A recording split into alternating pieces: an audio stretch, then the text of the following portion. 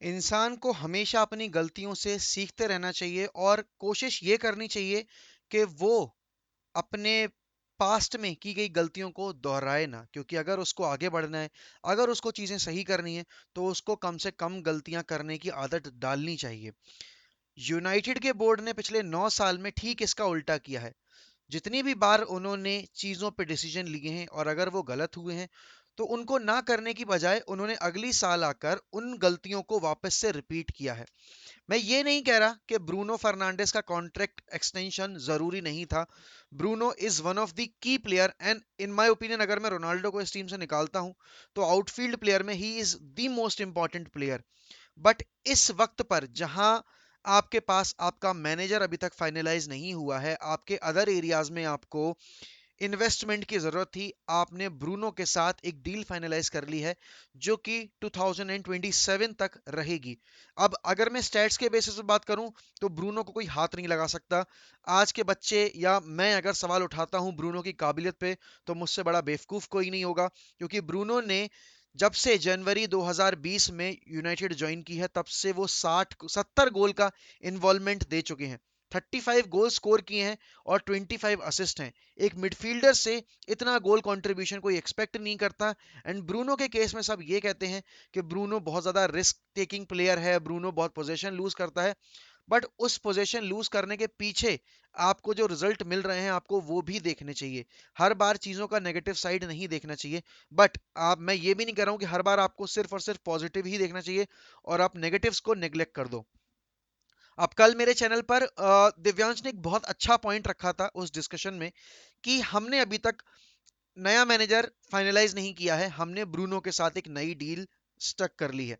अब यहां पर 2027 तक कॉन्ट्रैक्ट का नेगोशिएशन फाइनलाइज हो चुका है। अभी कुछ आने वाले हफ्तों में ये डील पब्लिक भी कर दी जाएगी और अभी उनको इम्प्रूव्ड वेजेस मिलेंगे 240K per week, which will be less than what Martial was earning at Manchester United and what Paul Pogba is currently earning at United. But upgrade zaruri tha because Bruno deserves, to be among the highest paid players in the club, not one of the best players, in the salary bracket, but फिर भी he deserves to get an upgrade. अब यहाँ पर आपके पास जब manager आपका finalise नहीं हुआ, तो सबसे बड़ी दिक्कत ये है कि आपको ये नहीं पता कि अगले आने वाला मैनेजर जो आपका अगला होगा, वो ब्रूनो को किस तरीके से यूज करेगा। अब मैं अगर यहाँ कहूँ कि मैं पोचेटिनो को ले आता हूँ, तो पोचेटिनो के गेम स्टाइल में आपको एक डिस्ट्रॉयर चाहिए, आपको एक बॉल कैरियर चाहिए और एक आपको इन्वर्टेड, मतलब एक आपको सेकेंड स्ट्राइकर चाहिए। तो Bruno can fully fit into that system, ठीक है ना। बट अगर मैं एरिक टेनहैग के केस में बात करूंगा, तो ब्रूनो का रोल थोड़ा सा चेंज हो जाएगा, बिकॉज ब्रूनो को नंबर 8 के रोल में खेलना पड़ेगा। देखो, Eric Ten Hag is a brilliant manager, ठीक है ना। Same can be said about Pochettino because what he does, he is good at that. But अगर मैं अपग्रेड की बात करूं, तो एरिक टेनहैग के केस में एरिक टेनहैग को भी थोड़े चेंजेस करने पड़ेंगे ब्रूनो के अराउंड टीम बिल्ड करने की। और कल दिव्यांश ने एक पॉइंट बोला था कि जब कोई नया मैनेजर आएगा, तो उसके ऊपर ये ब्रूनो का एक्सटेंशन थोपा जाएगा। मैं कुछ हद तक एग्री करता हूं, बट कुछ हद तक एग्री नहीं भी करता हूं, बिकॉज ब्रूनो एक ऐसा प्लेयर है जो कि आपकी टीम को कमजोर नहीं बनाता, आपकी टीम को मजबूत ही करता है। आपको इन्वेस्टमेंट करने पड़ेंगे, बट ये टाइमिंग कॉन्ट्रैक्ट एक्सटेंशन की बहुत ही गलत टाइमिंग है। आई डोंट थिंक कि आपको सीजन खत्म करने से पहले ये सब चीजें अनाउंस एक्चुअली करनी चाहिए थी। पार्शियली भी अगर न्यूज मीडिया में आ रहा है, तो कहीं ना कहीं यूनाइटेड की पीआर टीम ने ही इसको लीक किया है, देखने के लिए कि कैसा रिएक्शन रहेगा फैन बेस का। अब अपग्रेड बहुत जरूरी है यूनाइटेड में। और मैं सही बात बताऊं ना, तो मैं मिडफील्ड में अपग्रेड देख रहा हूं, मैं स्ट्राइकिंग पोजीशन में अपग्रेड देख रहा हूं, मैं आपके सेंटर बैक पोजीशन में देख रहा हूं, मैं फुल बैक पोजीशन में देख रहा हूं, और मैं आपके राइट विंग पोजीशन में भी देख रहा हूं। क्योंकि आपने जेडन सैंचो को 75 मिलियन पे कर कर अपने क्लब में लाने के लिए जब रेडी किया, तो आपने ये सोचा था कि आपकी राइट विंग की प्रॉब्लम्स जो है पिछले 8 साल से 9 साल से, वो इशू रिजॉल्व हो जाएगा। क्योंकि नानी के बाद से आपके पास वेलेंसिया था, एक राइट विंगर जिसको आपने as a wing back use किया। डी मारिया आया, बट डी मारिया सिर्फ एक सीजन रुका था, उसमें भी आपको उसने उसने आपने उसको, क्या बोल रहा हूं मैं भैंचोद, आपने उसको भतेरी जगह पे यूज किया, ठीक है ना। आपने उसको सेकंड स्ट्राइकर यूज किया, आपने उसको सोल सेंटर फॉरवर्ड यूज किया, आपने उसको राइट विंगर यूज किया, आपने उसको नंबर 10 यूज किया, आपने उसको लेफ्ट विंगर यूज किया। बट इन सारी पोजीशंस में खिलाने के बाद भी आप एक सॉल्यूशन नहीं निकाल पाए अपने राइट विंग प्रॉब्लम्स का। जेडन सैंचो आए थे, सबको लग रहा था कि Jadon Sancho will finally resolve the issues, long standing issues at Manchester United on that right flank, but Jadon Sancho is finding himself more comfortable on that left side. अब हो क्या रहा है कि रैशफोर्ड को हम राइट विंग पे use कर रहे हैं। यहां पर मैं तीन ऑप्शन रखना चाहूंगा आपके सामने, और मैं आपको ऑप्शन दूंगा कि अगर आपको इन तीन प्लेयर्स में से कोई एक राइट विंगर चाहिए हो अपनी टीम में, तो आप किसको सबसे पहले लेकर आना चाहोगे? क्योंकि राइट विंग एक ऐसा इशू बना हुआ है, एक ऐसा सरदर्द बना हुआ है जो ग्रीनवुड के जाने के बाद से और ज्यादा उभर कर आया है यूनाइटेड की टीम में। सबसे पहला नाम आता है एंथनी फ्रॉम आईएक्स। अब देखो, अगर एरिक टेन हैग आएंगे तो बहुत ज्यादा चांसेस ये हैं कि there will be some players from Ajax who will join Manchester United, who might join Manchester United, will तो काफी ज्यादा वो हो गया, बट एंथनी का इस सीजन परफॉर्मेंस काफी अच्छा रहा है, एंड एरिक टेनहैग ने उसको अच्छी तरीके से यूज किया है। उसकी और हालेर की partnership has been so brilliant. 33 games खेले हैं इस सीजन, एंथनी ने 12 गोल स्कोर किए हैं और 10 असिस्ट किए हैं। तो आप अगर 33 गेम्स में गोल इन्वॉल्वमेंट देखोगे तो 22 का गोल इन्वॉल्वमेंट है, ठीक है ना। अगर मैं लीग में बात करूं तो लीग में एंथनी ने 23 गेम खेले हैं और 23 गेम में उनके 8 गोल हैं और 4 असिस्ट हैं। तो 23 गेम में 12 का गोल इन्वॉल्वमेंट है लीग गेम्स में। यहां पर अगर एंथनी आते हैं तो he is an out and out right winger. He will provide you that width, और because he is a Brazilian तो he will bring that flair as well, जो आपके गेम प्ले में अभी नहीं है।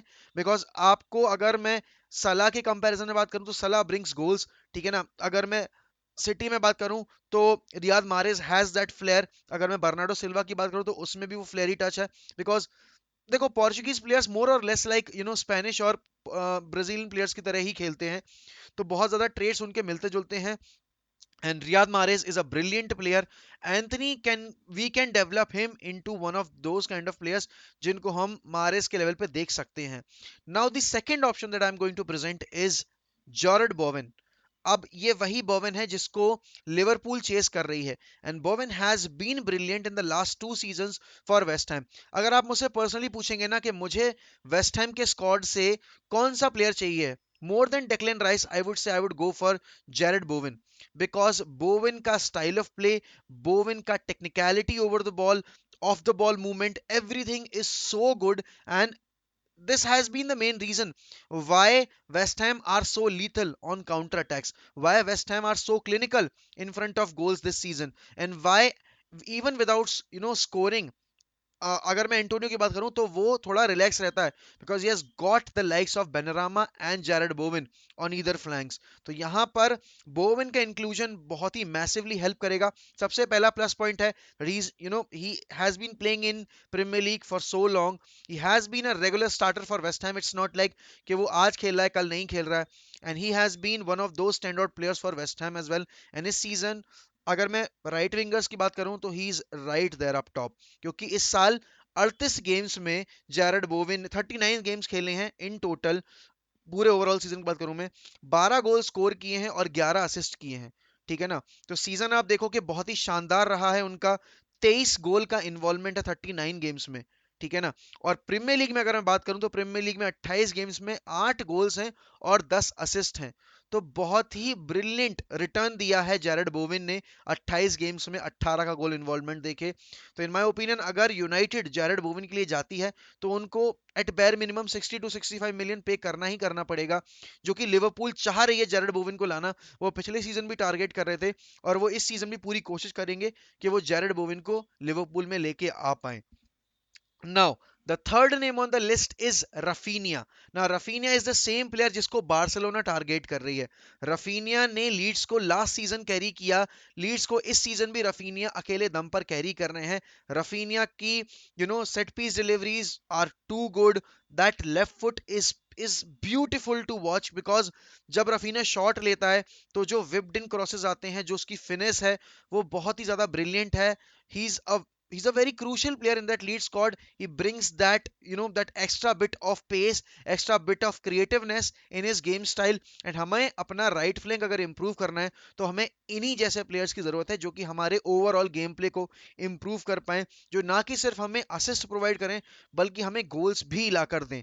अब अगर मैं रफीनिया के इस सीजन की बात करूं तो 28 गेम्स में रफीनिया ने 9 गोल स्कोर किए हैं और 3 असिस्ट हैं। अब उन 28 गेम्स में रफीनिया ने सारे गेम स्टार्ट नहीं किए, तो हमें वो चीज भी ध्यान में रखनी पड़ेगी। तो 28 गेम्स में 12 का गोल इन्वॉल्वमेंट है, वो भी उस सीजन में जब लीड्स स्ट्रगल कर रही है सामने वाली टीम्स को ब्रेक डाउन करने के लिए, और Leeds are really really fighting to save themselves from relegation. Raphinha को बारसा टारगेट करिए, रफीनिया को बाकी क्लब्स भी टारगेट करिए, even Bayern Munich was monitoring Raphinha. तो यूनाइटेड के लिए अपनी राइट विंग प्रॉब्लम्स अगर सॉल्व होनी है, उनको करनी है, तो उनको रफीनिया की पॉसिबिलिटी भी कंसिडर करनी पड़ेगी। एंड देखो, बोवेन और रफीनिया के केस में सबसे बड़ा एडवांटेज ये है कि दोनों ही मल्टीपल पोजीशंस पर खेल सकते हैं, दोनों के पास प्रीमियर लीग का एक्सपीरियंस है, और Raphinha has also played alongside Bruno Fernandes, तो वो भी एक एडवांटेज है कि लिंक अप प्ले देखने लायक होगा। बिकॉज रफीनिया एंड ब्रूनो का जो लिंक अप था स्पोर्टिंग क्लब दे पोर्चुगल में, जो कि स्पोर्टिंग लिस्बन के नाम से जाना था, he was too good, I mean they both know their game, और उनका लिंक अप प्ले देखने में मजा आता है। ब्रूनो रफीनिया के लिए पुश भी कर रहा था लास्ट सीजन, जब हम एक राइट विंगर टारगेट कर रहे थे। अगर सेंचो नहीं आता तो United would have gone for Raphinha, but इस सीजन क्यों नहीं? अगर आपने सेंचो को लेफ्ट फ्लैंक की रिस्पॉन्सिबिलिटी पूरी तरीके से दे दी है, I think this is the right time to get a right winger, because आपको अगले मैनेजर को 3 विंडो में टीम स्टेबल करके नहीं देनी है, आप उसके ऊपर कम से कम प्रेशर डालना चाहते हो। तो अगर मैनेजर फाइनलाइज होता है तो उसके साथ बैठकर हमें डिसाइड करना पड़ेगा कि हमें कौन सा राइट विंगर चाहिए। लास्ट ऑप्शन इस लिस्ट पर दो नाम हैं जो कि हमने साइन किए थे 3 विंडो पहले। उनका नाम है Facundo Pellistri and Amad Diallo. Both are very young, Amad is a brilliant player, Facundo is also decent, तो हम उनको भी डेवलप कर सकते हैं। But rather than developing and trusting on the young guns after a season जिसमें हमने बहुत ज्यादा खराब किया है, and when you know your key players might leave, अगर आपने अगले सीजन में जाकर इंप्रूव नहीं किया, तो I think United should invest in the right players, and this will be the very crucial window for Manchester United under a new manager, because we definitely need to upgrade the squad if we really want to win something, because Liverpool are on the brink of completing that 20 league count, number of titles। हमारे साथ खड़े हो जाएंगे वो आके। अगर city जीतती है तो सिटी का ये 8वां लीग टाइटल होगा, not the Premier League title but the league title. तो वो भी अभी हमसे काफी पीछे हैं, 12 पीछे हैं, but in recent times they have been way ahead of us. तो कमेंट्स में बताइए कि आपके हिसाब से ब्रूनो का कॉन्ट्रैक्ट एक्सटेंशन सही टाइम पे अनाउंस हुआ है या हम रुक सकते थे, और कौन सा राइट विंगर आप लाना चाहोगे मैनचेस्टर यूनाइटेड में? तो do let me know in comments, and if you haven't already subscribe to one MEFC, so do make sure that you are subscribing and you are hitting that bell icon. Don't forget to like this video as well, because as content creators it helps us a lot, and we'll always keep the red flag flying high, guys, as Manchester United will never die.